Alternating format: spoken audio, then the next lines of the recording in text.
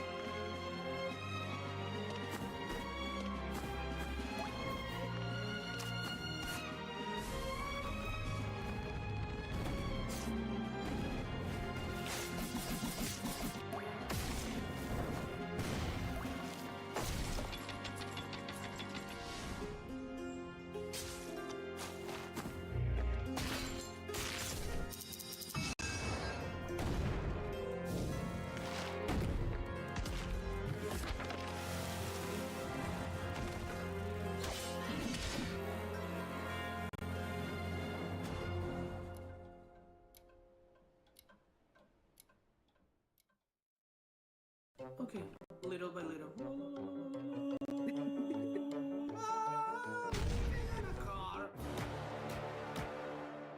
Keep going, keep going, keep going. I'm so scared right now, but it's okay. We got this.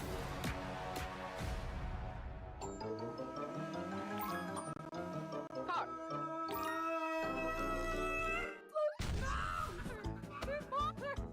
Good.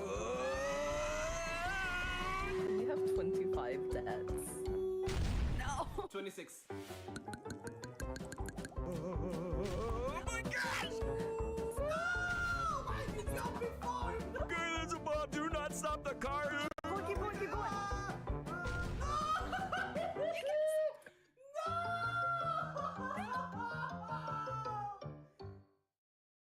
As our lobby secretary, you play a crucial role, and I realize this may be challenging because you are a cat. While your office work has been exemplary, it has come to our attention that you have been doing tasks outside your purview. Ha, ha, ha. Although we may joke, this is no laughing matter. Among your offenses, you have been misusing company resources, destroying Doc's property, violating our non-compete clause, seducing our middle management, and sleeping on the job. Your personal improvement plan is to be a good corporate asset with a silly little face and tiny toe beans. Remember, the executives are always watching. Because they care about your performance. Thank you for listening. Your constant commitment to improvement will someday make you adequate. Wonderful! Now go be the best cat secretary you can be.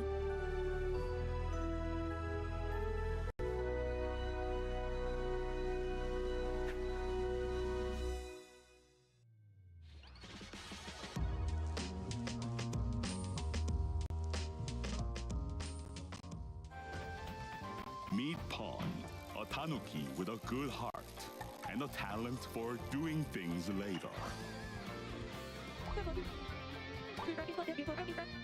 The Matsuri Festival is right around the corner. Let's just say it has seen better centuries. So Pawn gets to work. A letter here, a package there, and a totally necessary backflip to top it off. Friends to make, games to play, activities to do, stories to share, and a little quiet pride in a job done just right. And our Pawn, he's ready to make a difference. All it takes, one long summer to fix what matters most.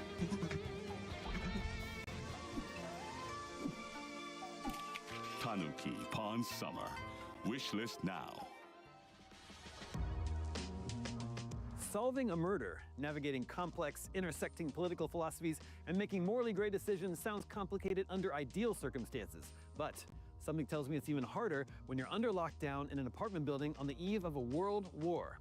If you're a fan of Disco Elysium, keep an eye on this one. Here's Glass House. If, on a morning shift, you end up finding 3 corpses under your roof, what would you do? You call the vassals. Nah, there's a war outside. They'd arrest you out of caution. You solve the mystery. Good. You won't be alone. Your party are your flatmates. Though, can you trust them? No. Maybe you should run away. But how can you? The fiefdom of London stock is in lockdown. So, let me ask you again, comrade. If, on a morning shift, you find yourself trapped in a crime scene, what would you do?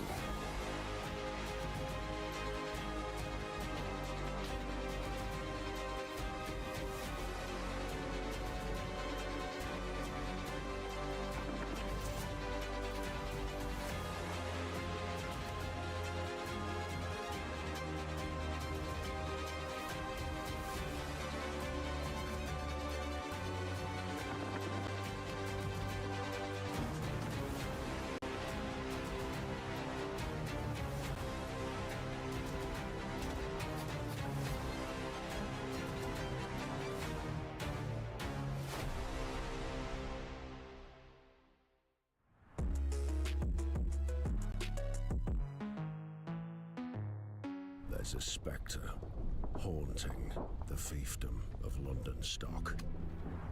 Trapped both in his lockdown apartment building and the dystopian society of London stock, Wildemar is having an extremely bad day. Stepping into his shoes in atmospheric isometric RPG Glasshouse means dealing with the demands of the strange and abrasive residents, wrestling with a web of competing ideologies, and investigating a triple murder, all with a blinding hangover.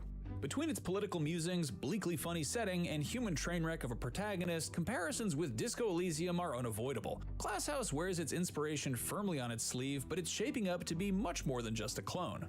One standout is its turn-based combat. When things turn ugly, you're free to turn to fists or any weapons discovered during the investigation, rolling dice to inflict damage on the opponent's health.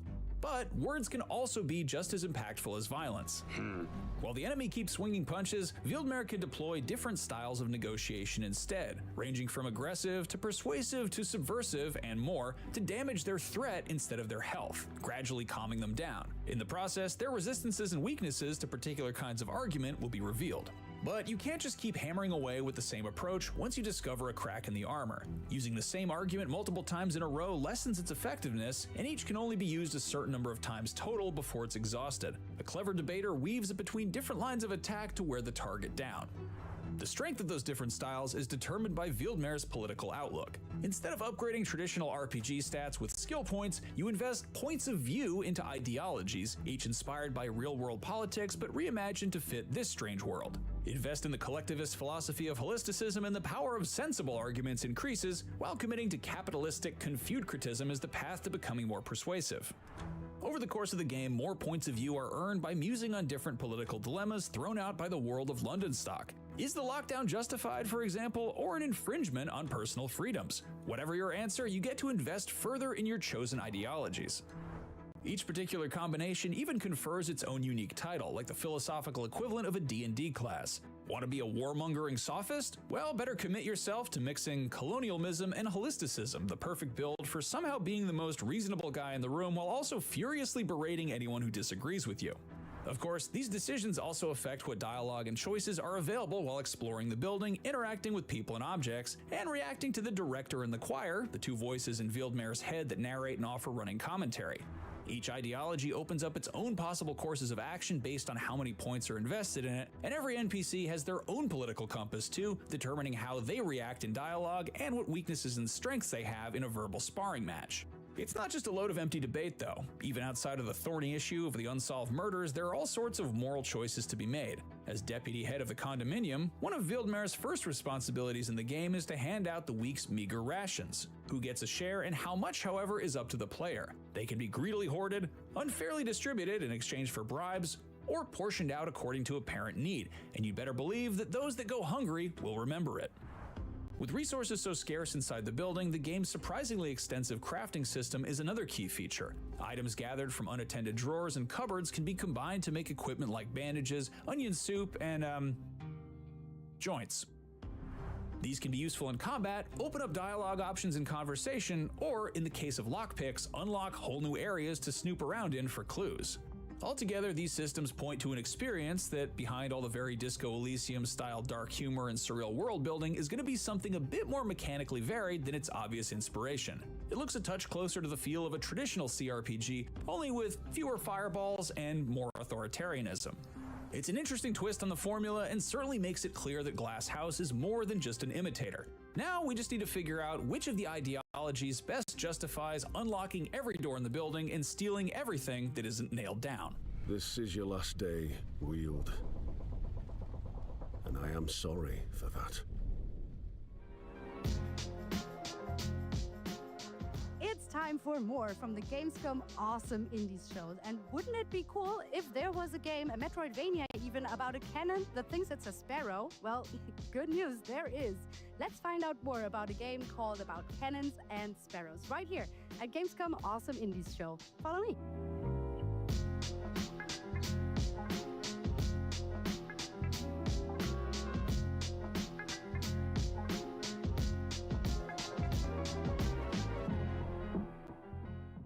About Cannons and Sparrows is a Metroidvania action-adventure with a little cannon which hatches from an egg and thinks it's a bird. He cannot shoot at the very beginning, so he tries to find its own ways to solve problems. The title, it's a German phrase which means to crack a nut with a sledgehammer, so to put too much effort in something When I started a new company, I used to work like 20 years in the advertising industry, and this phrase was something I had in my mind when it comes to human resources and night shifts and so on. And so we started to call our company, which we started about Cannons and Sparrows, to make things differently. But after a while, we came up with the idea to make a game out of some visuals we made. I needed something which is a little bit more for me, a little bit more directly for the audience, and making your own product is something quite new to us. And yeah, this is the main reason to make something for us. This game reflects what we experience. So this is why you play this little cannon in the world and you're a little bit lost. And you always think, okay, now I need to shoot something. You're always trying to go the easiest way, but the game is kind of stopping you. And when we started, we thought, okay, what is the easiest way for us to make a game? And we thought about a platformer. And after we showed our first concept, the people who saw that told us, okay, this have to be a Metroidvania. It's not the easiest way to make your first steps into the gaming development. I created all those characters by sculpting them in VR. I really had a burnout these days. And I tried to find something which brings me back. And VR sculpting was completely different. It was like putting up your headsets, being in a different world and just shutting everything down, and you're just doing something. And this brought me back into creativity. I think there's always some spark anywhere. So in my case, it was gaming. It was something I always thought of.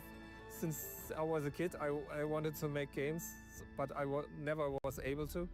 And so the Unreal Engine and the modern, the modern tools are helping me with that. And maybe for others, the spark sits somewhere else. So like when I started sculpting with something, maybe took out some clay, some real clay, do something with that.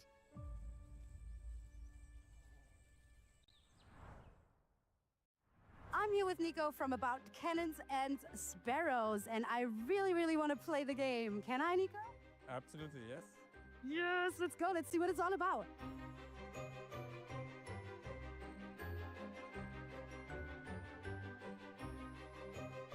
So I got to play a bit of the demo, and to be honest, that is very, very fun. Like usually, like jumping and all that is not like my go-to games to play, but this one looks so cute.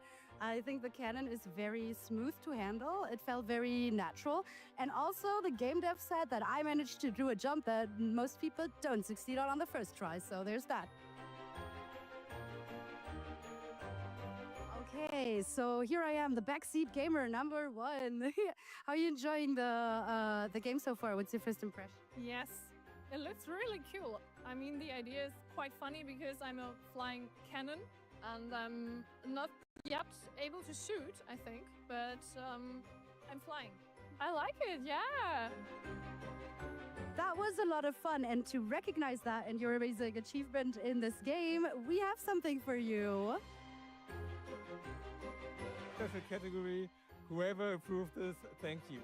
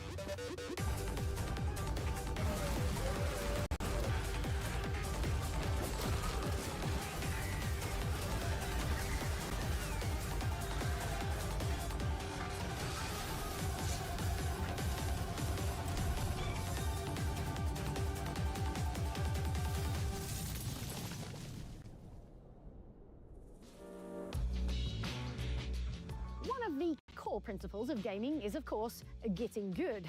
Sometimes that's the player's sole responsibility, but many games make that grind more fun through satisfying progression. Whether that's finding new items in a Metroidvania, unlocking new upgrades in a roguelike, or even just earning some XP and assigning some skill points. The next bunch of awesome indies are all about growing stronger. Take a look.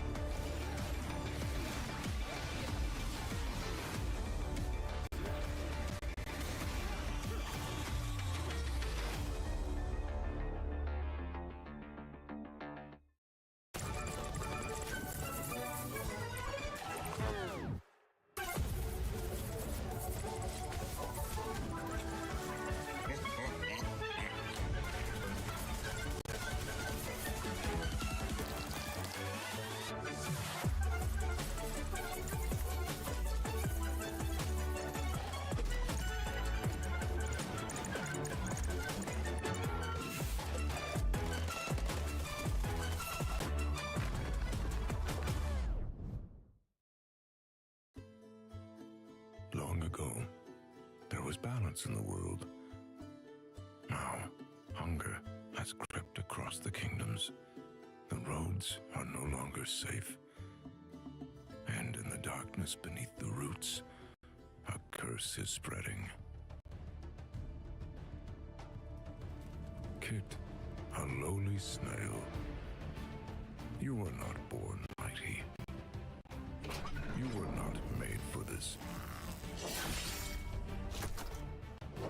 But sometimes, the smallest of us must carry the heaviest burdens.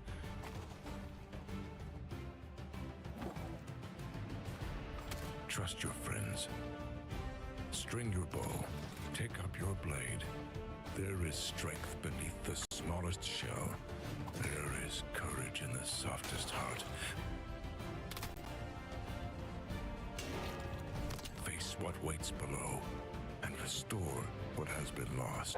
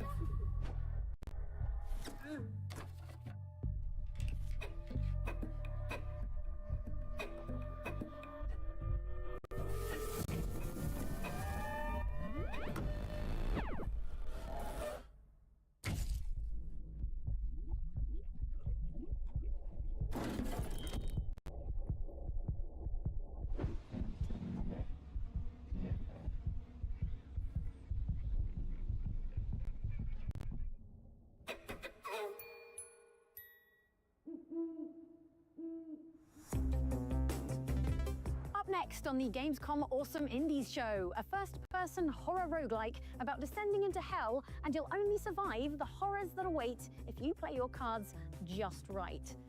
No, I mean literally, because it's also a tarot-based deck builder. Have a look.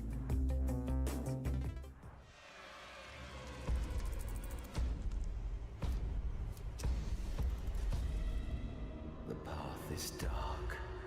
The infernal pilgrimage. Do not fail us.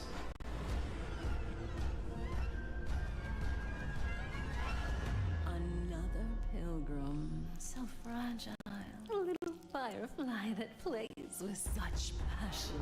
You'll also see her over and over. Build your deck. Strengthen the souls of your cards and sacrifice others for your freedom. No chains, but pilgrims bound must play or be consumed by something bigger than us.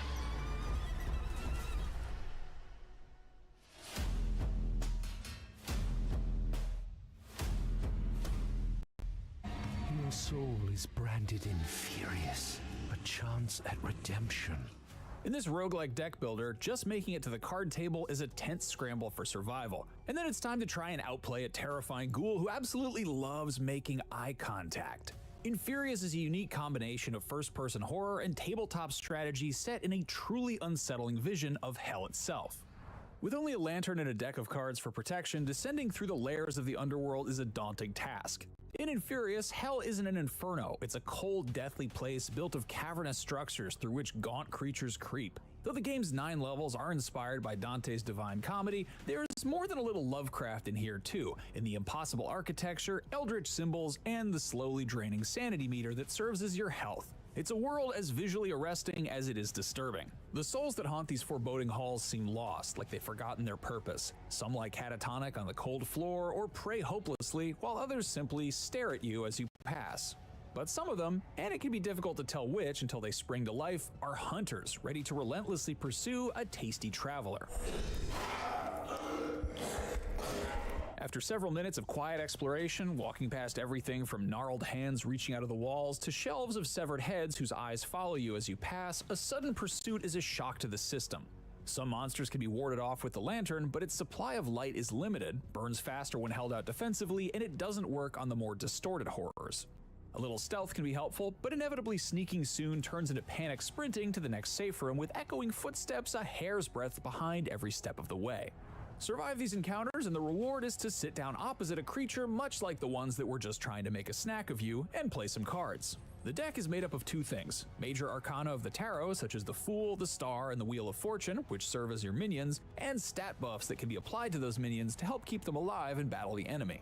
The Arcana are deployed across a trio of lanes, 1 in each, and once both players have taken a turn by playing 3 cards, they attack whatever is in front of them in order of their speed stat. If that's an enemy Arcana, they'll deal damage to it. If the lane ahead of them is empty, they'll attack the other player directly, removing one of their 5 lives. The rules are simple, but there's a real tension to these showdowns that echoes the horror of the exploration side of the game. Each card can only be played once, and if an Arcana dies, other cards have to be sacrificed to make that lane available again. So just throwing minions in the way of enemy attacks is a survival strategy that very quickly runs out of steam. At the same time, if an enemy Arcana is able to stay on the board for too long, greedily gobbling up buffs, it can become effectively unstoppable. Anything put in front of it will simply die before it has a chance to get strong enough to even fight back. Preventing that in all 3 lanes is tough, and more often than not, winning the match is its own kind of sprint for survival. If you can't slay an Arcana, you can only hope to outpace it, getting enough hits in across the other 2 lanes to defeat the enemy before they can take full advantage of their creation. Win, and the reward is a creepy treasure chest that opens itself, wizened arms extending to offer a choice of new cards to add to the deck. At first, the differences between Arcana seem subtle, but their unique stats, whether higher in attack, defense, health, or speed, have a big impact on how they're best used and kept alive, so it's wise to consider each new addition carefully.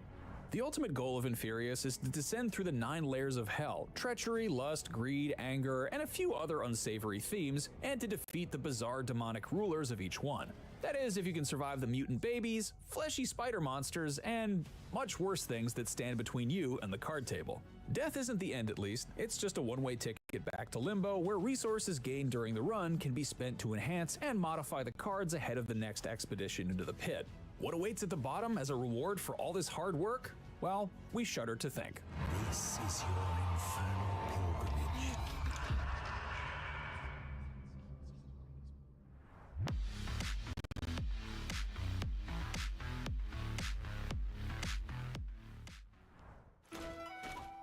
A new strategy game where 4X meets Colony Sim.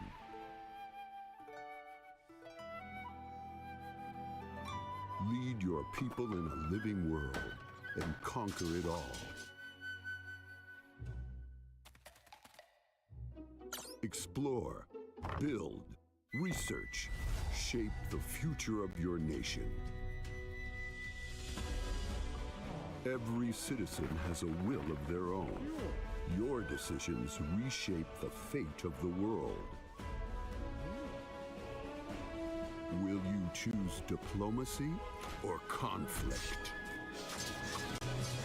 No two empires are ever the same. Forge your destiny. Conquista, Tide of Wills.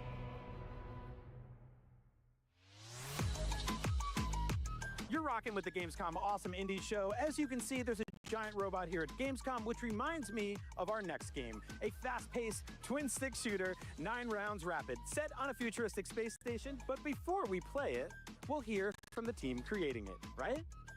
Right. And speaking of connecting with passionate members of the gaming community, Gamescom.global is the digital content hub you won't want to miss. Players from all around the world get access to streams, trailers, and exclusive content from Gamescom and the games showcased on the show floor, along with Gamescom's shows. It's amazing.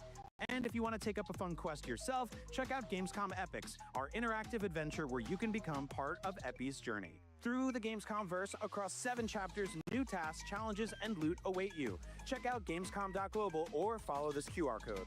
But now it's time for 9 rounds rapid.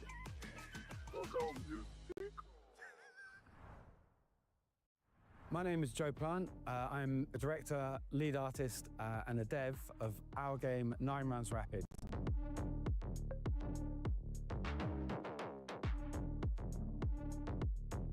In a previous life, I was lead animator for Fatboy Slim and Iron Maiden.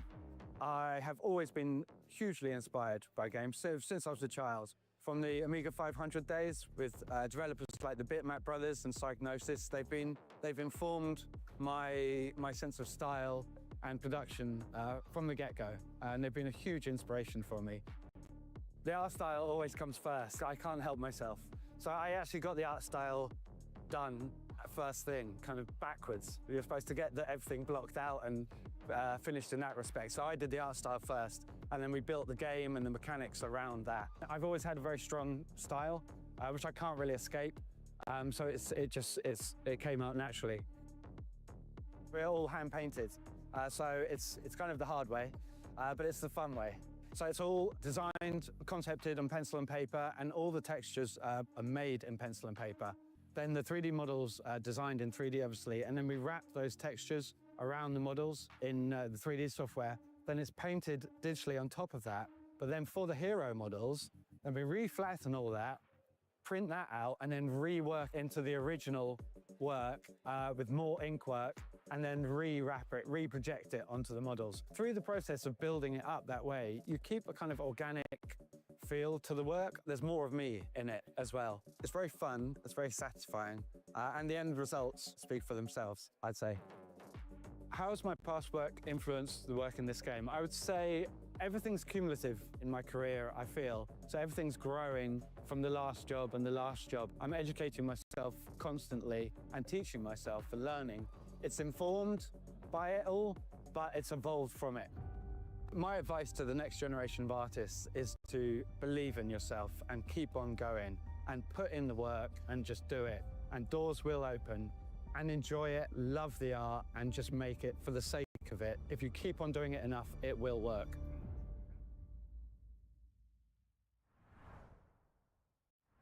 And we made it to the 9 rounds rapid booth here on the show floor, and it's time to finally play the game. Let's go.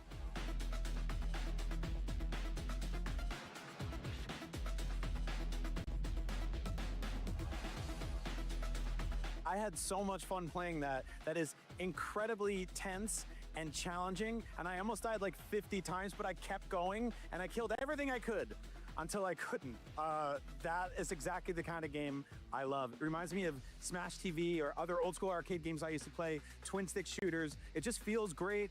The weapon upgrades are awesome. I love the art direction and the robot enemies and everything. It is exactly what I want to play more of. But hey, I should probably let other people play this game too, so let's go see what the folks at Gamescom think of it.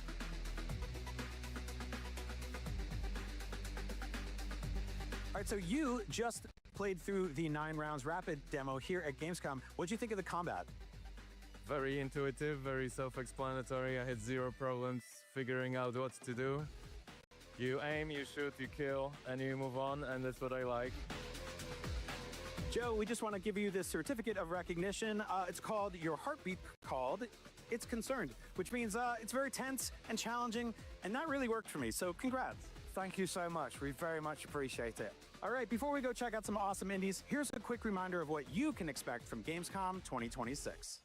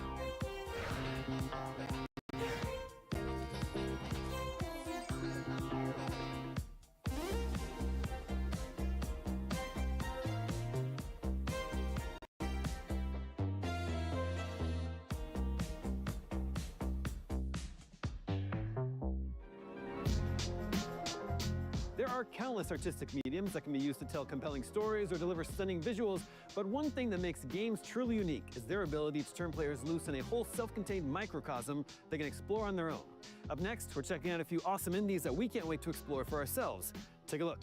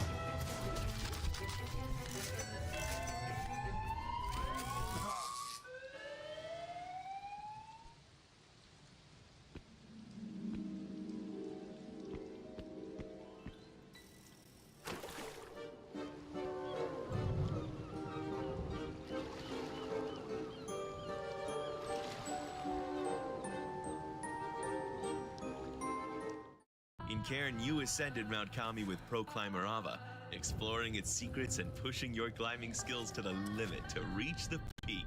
Now it's time to see how Ava and Marco train for the mountain in Cairn's upcoming free DLC, On the Trail. That's right, it's time to climb as Marco. He isn't as legendary as Ava yet, but he offers a whole new way to play. He's a little less flexible and a bit shorter, but he compensates by tilting his body to reach distant holds. And it's even more impressive when a pro climber in training tops out on a project. And we have plenty of new projects for you. Discover the challenges set by legendary climber Otto Mondo. More bite-sized climbs still packed with the challenge and discoveries you expect from Cairn. Get started in a climbing gym filled with technical routes, and then trek to a tropical deep-water paradise and a collection of ruins on a remote island. Oh yeah, lots of fun things here. As long as you don't mind water. These new locations up the challenge while dialing down the lethality just a tad. Water hurts a lot less than stone, making deep-water solo a great choice for hardcore training. I made a splash. However, you'll still start from the bottom if you fall into the drink.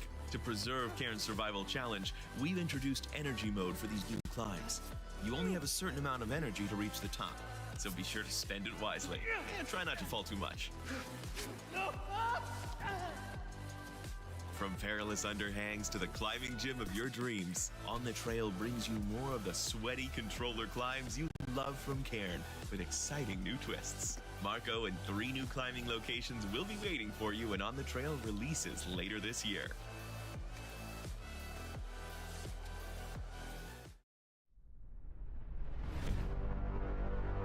In a future where our police have lost all dignity.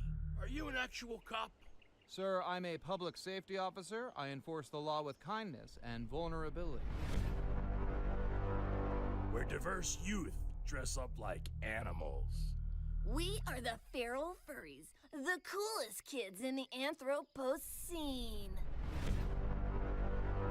Where government spending is out of control. We have universal health care. You didn't pay for it. If everything is free, well, then I'll take 10 euthanasias. In a future where was I going with that? So what's this last quest list? Before you die, you have to eat a real steak. Hell yeah! Smoke a cigar. Appropriate. Drink a Coke. Oh, I miss Coke so much. Drive a combustion engine car. Ooh. Get into a fist fight. Oh, I always wanted to do that. Future? No thanks.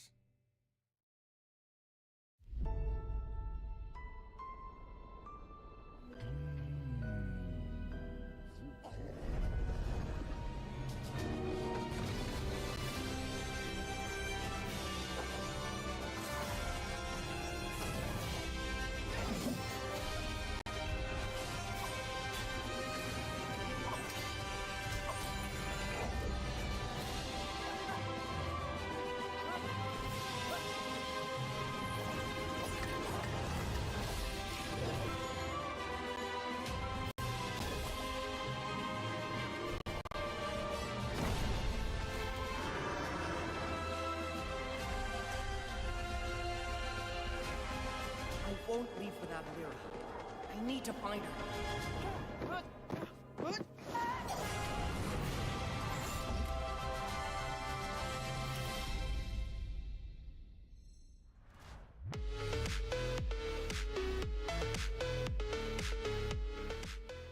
Welcome to System 6D. You've been hired, which means that in this training video, you'll learn everything about your new workplace. Your primary responsibility at System 6D is testing our new products and identifying any possible bugs. You'll be using our revolutionary geometry testing system. The bugs can be found anywhere inside, so be very observant when traversing the virtual landscapes. But thanks to the world's first fully visualized bug detection, even a brainless mannequin has a chance at success, which means so do you. While System 6D is a technology company, our greatest asset will always be our people. Guys, how am I supposed to work under these conditions, huh? You can look forward to free lunches. Join our friendly team. Together, we can make Geometry OS the shape of the future. All you need to do is answer the call. After all, we've already hired you. Back in 2010, the release of Limbo revolutionized the narrative puzzle platformer. Since then, games like Inside, Little Nightmares, and Reanimal have explored shadowy new corners of that particular subgenre. Our next Awesome Indie has similar vibes, but features an extremely novel mechanic that should majorly shake up gameplay.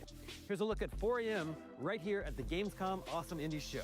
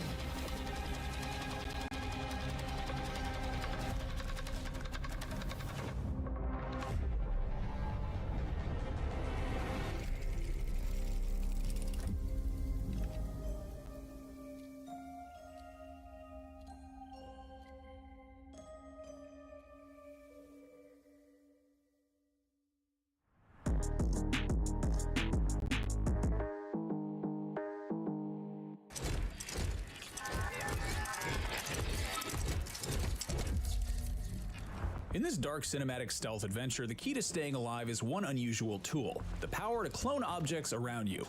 4 AM's bleak atmosphere and striking visuals draw inspiration from Limbo and Inside, but at the same time, this ability to copy and paste reality gives the player a much higher level of agency to find their own creative and unique path through the game. The name is certainly appropriate. You know that feeling of waking up at some ungodly hour, bleary-eyed and confused, and being spooked by a light passing by the window? That's pretty much the vibe of 4 AM. Protagonist Ayla is on the run, seemingly after having escaped from some kind of experiment or human harvesting system. The world is oppressively dark, but seeking out the light is not a good idea. Glaring beams indicate the presence of the Yellow, a mysterious evil force served by robotic headlamp-faced creatures out for blood. But perhaps it's not all bad, because the Yellow also seems to power Ayla's node, the strange device on her back. It's this that lets her duplicate items around her, and that's the key to traveling across this hostile world. Usually in this subgenre, the environments are just background imagery to shuffle past on the way to the next objective, with anything interactive positioned obviously in the foreground. 4 AM's 2.5D areas demand more careful exploration, because even objects far in the background are still a viable target to be copied. That crate lying forgotten in the shadows, for example, could be crucial to getting up to a high ledge. Copy it, stack it where it's needed, and Ayla's got a handy platform. As the obstacles get more daunting, so the possibilities grow, and the challenges don't have one correct solution. With a full physics engine and the ability to copy a wide range of objects and place them wherever you want, creative players can find their own unique ways to progress. Where one person builds a carefully balanced bridge of planks, another might improvise a makeshift staircase of crates. The system promises to branch off in all sorts of unique directions as different puzzles and environmental effects present themselves. From changing the elevation of platforms by stacking them with heavy objects, to catching a crate on fire before placing it to burn away a barrier, to dropping a metal pipe between two generators to enable the flow of electrical current between them, the possibilities are really intriguing. And that same spirit of improvisation extends into the tense encounters with the minions of the Yellow. Ayla's no match for hulking spider robots, so stealth and speed are key. Duplicated objects can provide something to hide behind, for example, and enemies react to sound and motion, so a crate dropped in the right place can be a clever piece of misdirection. What's really compelling is that at the same time that these elements grant the player much more agency than in other cinematic side-scrollers, they also seem to enhance the feeling of vulnerability. Instead of triumphantly finding the one correct solution, Ayla is always scrambling for an improvised way through, her wobbly constructions often collapsing behind her as gravity takes hold. When she escapes from a mechanical monster, it's by the skin of her teeth, sprinting for safety as stealthy plans start to fall apart. There's no sense of safety to be found here, and studying the environment for possible tools only highlights how vast and mysterious the looming backdrop is. Ayla feels tiny and defenseless as she scrambles past strange architecture and along empty roads. What exactly happened to this seemingly crumbling civilization is deliberately mysterious, with a story that, as in 4AM's inspirations, seem to be told without any dialogue. There are hints of the Matrix films here as well, with humans hunted by machines and held captive en masse in glowing pods. Does that suggest this is another tale of technology gone awry? And just as there's a focus on player agency and the puzzle solving and stealth, the narrative too is peppered with important decisions. As Ayla happens upon different events playing out in the world, such as discovering a cage full of freshly captured people like herself kept locked by a nearby device, she can choose whether to pass on by or to put herself in danger by intervening. It can sometimes feel like there's nothing new to see among Limbo and Inside's many imitators and successors, but 4AM makes one of the most convincing pitches of recent years.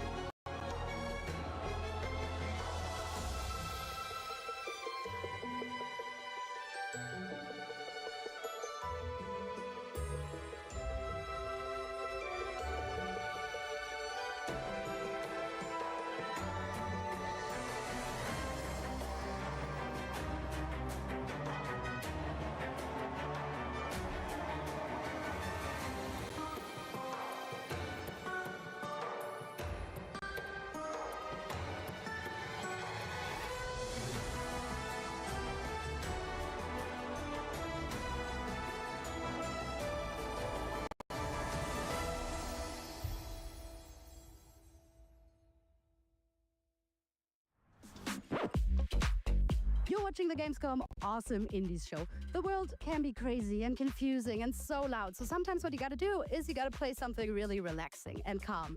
Luckily, that's exactly what our next game, Snowtracked, is all about. So let's learn more about how the game was made and play it ourselves. Let's get out of the sun and into the cold. Hi, I'm Victor, and I make the game Snowtracked, which is a simulation of you just being a kid during winter in a beautiful landscape. And you can roam around, explore, and play around with your friends also.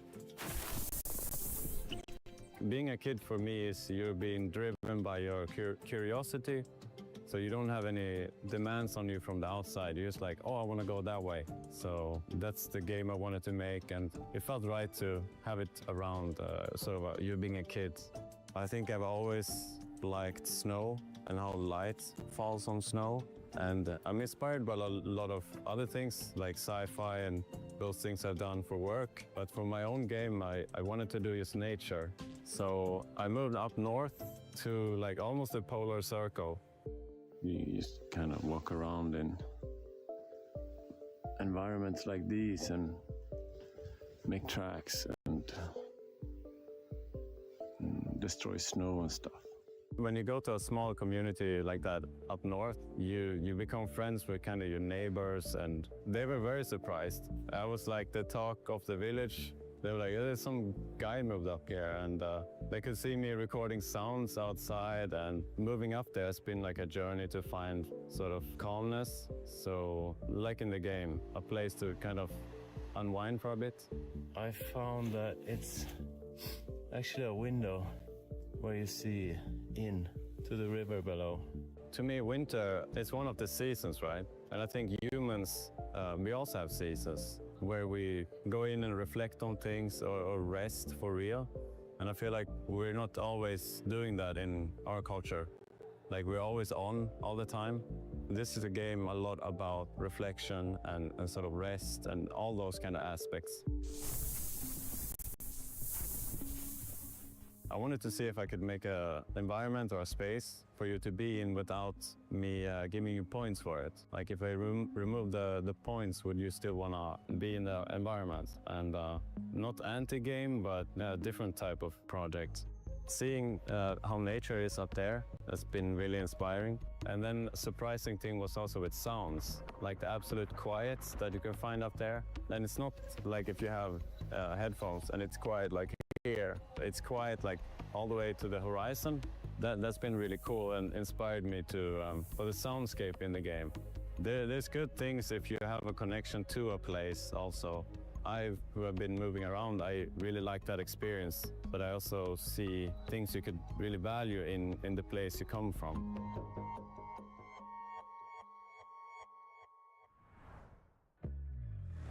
Out of the sun, into the cold. I've arrived at the GameStop for Snow Tracked, and we're gonna check out the game, see what the hype is all about.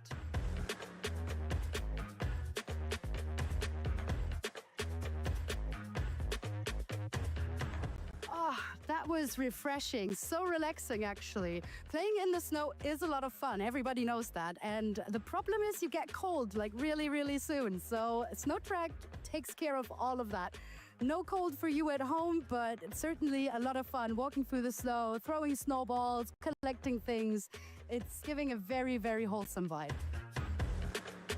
Guys are awesome. You can keep playing. I'll just hold the microphone. How are you enjoying this game so far?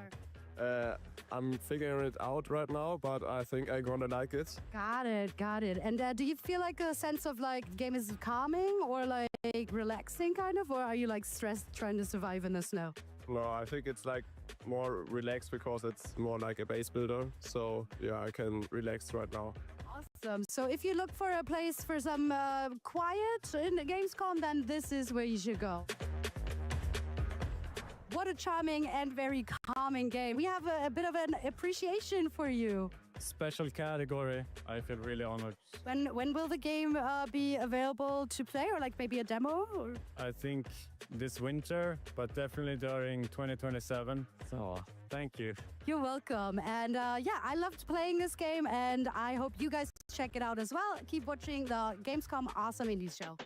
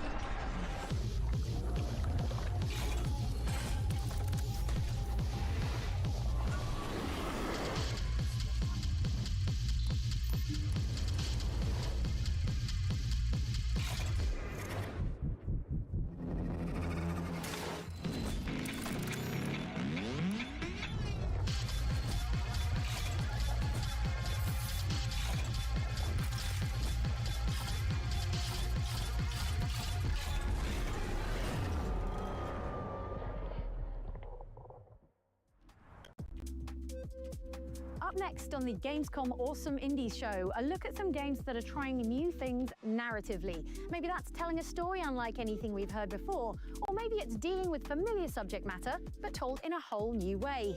In either case, they are well worth checking out.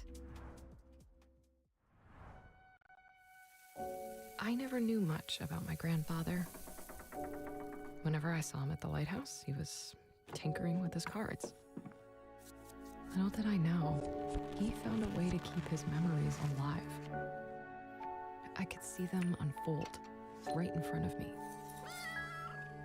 I followed the path and used what he left behind to uncover every fragment of his memory. And time flew by.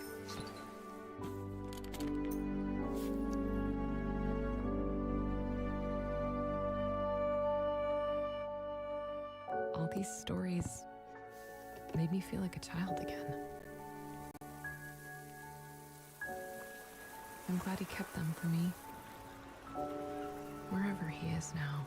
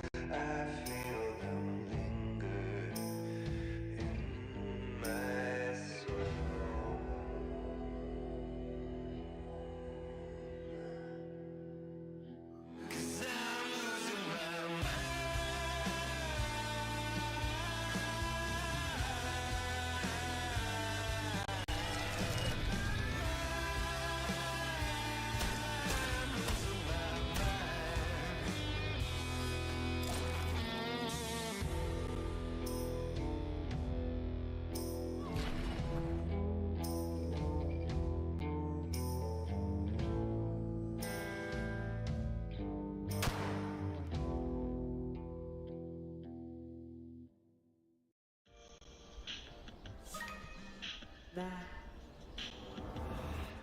No, VG said to let's see. Right, Tiki, right. That's it.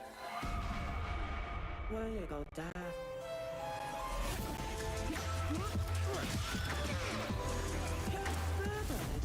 We go back here.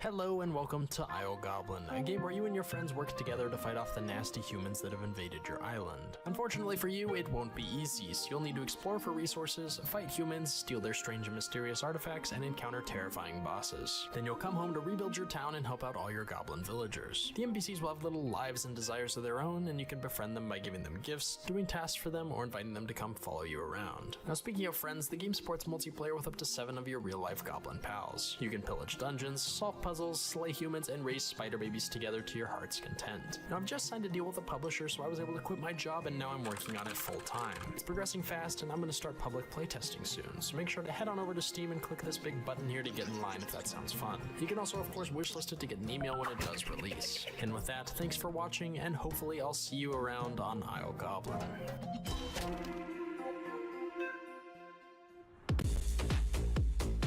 There are plenty of games that involve solving puzzles in haunted locations, and lots more that let you dabble in building renovation and interior decoration, and even a few games that feature interactive musical numbers. But as far as we know, there's only one game that includes all the above. Here's a closer look at There Are No Ghosts at the Grand, part of the Gamescom Awesome Indies show. Welcome to the Grand Hotel, once a glittering jewel of opulence and prestige, but now just a crumbling ruin, a mere shadow of its former self. I am Robert C. McBrushy, and I'll be your guide to the beautiful English seaside town of Kingswood-on-Sea. And you're going to need a guide, son, because folk have been acting a wee bit strange of late.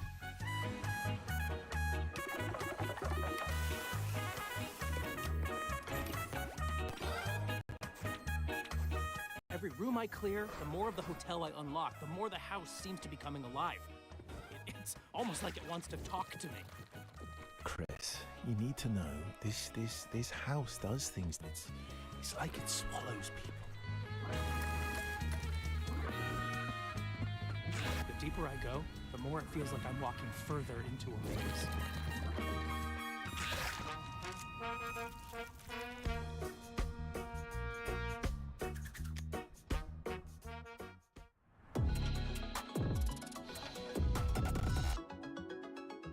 Looks like I'm not the only one who's been here. Aye, it's a popular wee camping spot.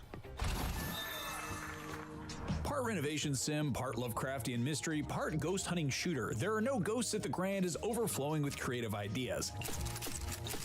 From characters breaking into interactive musical numbers, to busting ghosts with paint and power tools, to literally stepping into a village's forgotten memories to discover its dark past, it's an adventure quite unlike anything else you'll play this year.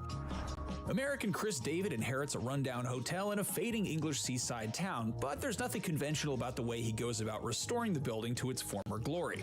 Rather than using paint rollers and a power drill, David is handed a set of high-tech decorating guns. They even come with a cheerily annoying onboard AI that's desperate to tutorialize the process no matter how much he protests. The sandblaster scours away old wallpaper, smooths rough surfaces, and obliterates unwanted furniture.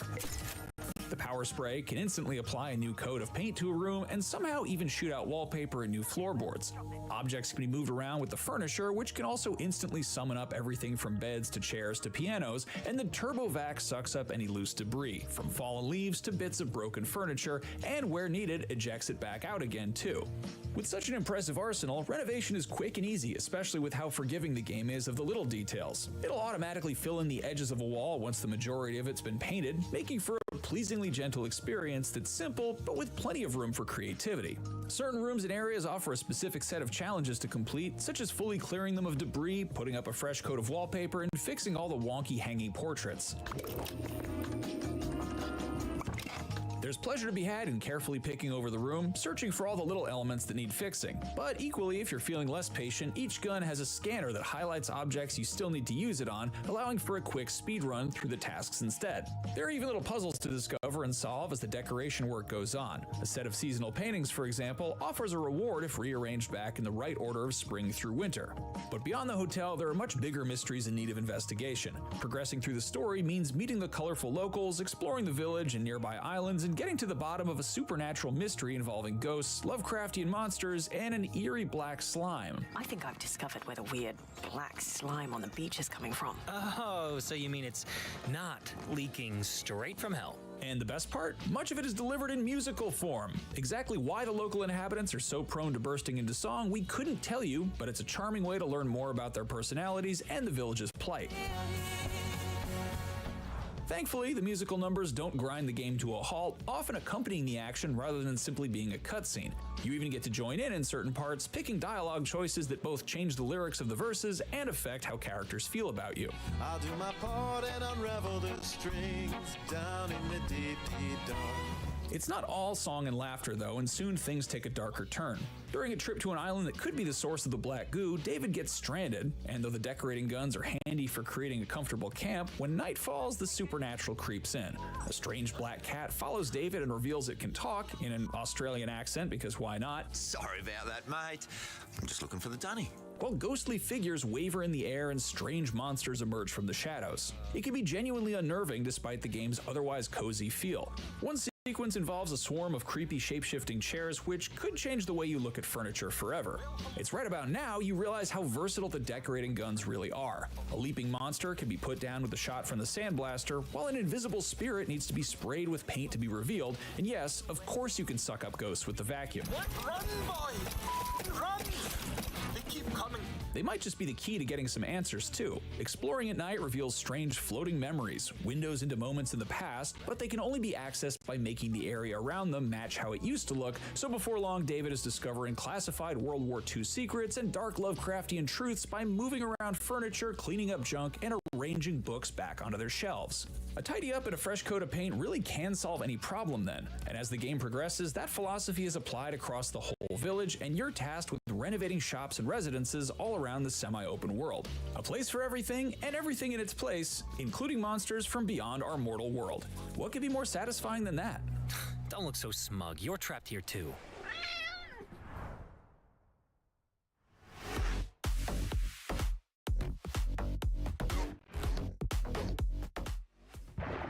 Rest in the living waters.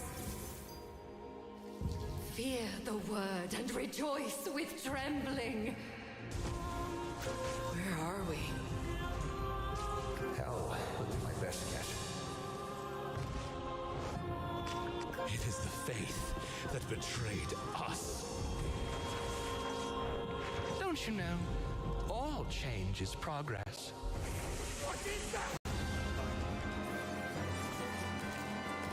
Another story ends, just as I had written it. Two nameless aspiring martyrs, one for faith and one for mankind. Let us see whose death will do more for their convictions. Be not afraid. I will be by your side every step of the way.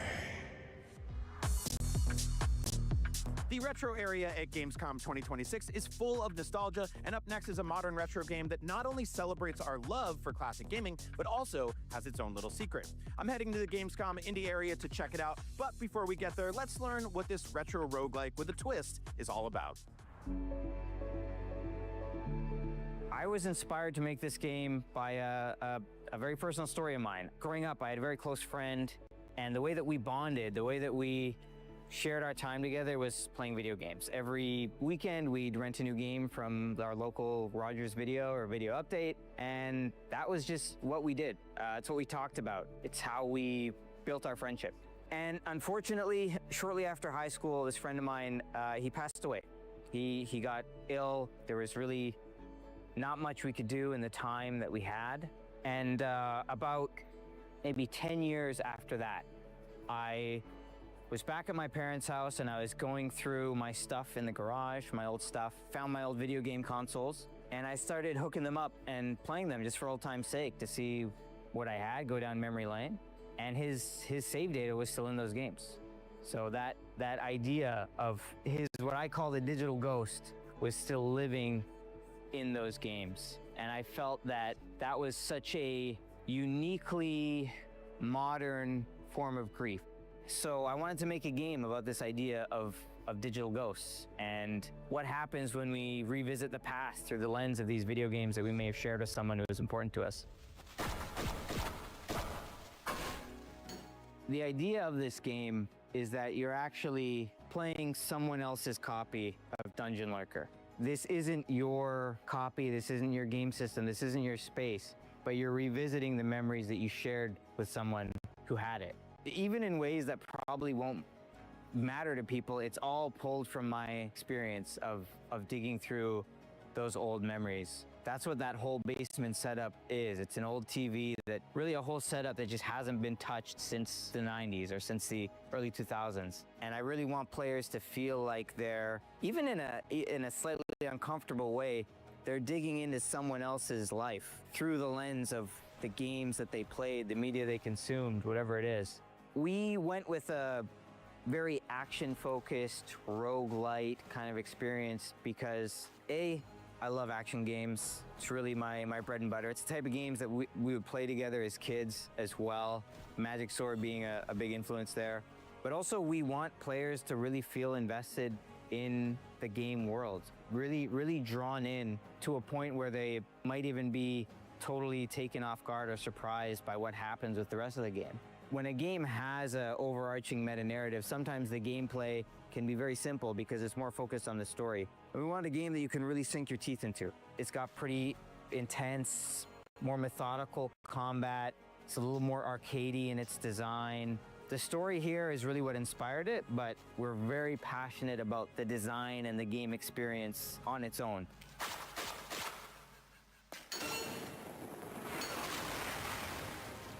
I think if my friend was still alive and he got to play the game, I think he'd enjoy it. I think he'd dig it. And I would hope and I would believe that he would appreciate it, because I mean, there's a lot of stuff I didn't get to say to him before he left. And in a way, this game is a way for me to say some of those things.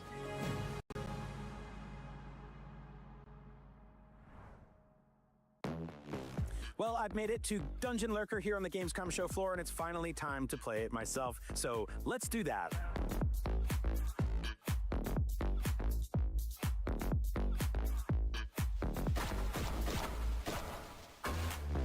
So yeah, Dungeon Lurker is awesome. I'm so glad I got to play it right here at Gamescom.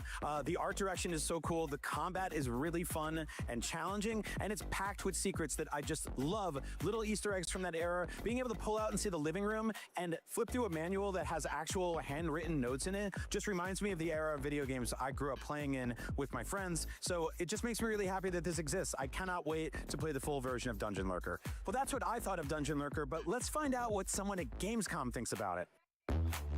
So Bjorn, you're playing through the Dungeon Lurker demo right here on the Gamescom show floor. What do you think of it? Oh, it's fantastic. Like, it has really great beat-em-up influences for an action game. So enemies actually swarm you, play intelligently. I'm interested to see where this goes. Yeah, me too. I'm a huge fan of the sort of very crunchy, grimy pixel art aesthetic. The way the camera is kind of panned out a little bit and on this angle is really smart. And yeah, all the bells and whistles kind of underneath the hood of like hopping into the manual, seeing the living room, all that stuff is such a nice touch. Also, the creature design is just amazing. I mean, whoever came up with the idea for these arcade cabinets, like, needs to get the raise. It looks great. Alex, thank you so much for having us here and letting us play Dungeon Lurker. It's awesome. We actually want to give you a special recognition. It's called Watch Out. This one's got a secret, and I think it has quite a few, in fact. Yeah, definitely. Thank you so much. Thank you so much. Awesome. Well, thanks for having us, and we can't wait to play more Dungeon Lurker. And those are just a few of our favorite awesome indies here at Gamescom, but there are so many more games here. As you can see, tons of gamers are on their way to play more awesome indies right here on the show floor. So you should come down here to Gamescom yourself and get your hands on those awesome indies. Thank you so much for watching the Gamescom Awesome Indie Show, and we'll see you on the show floor. Bye. Bye.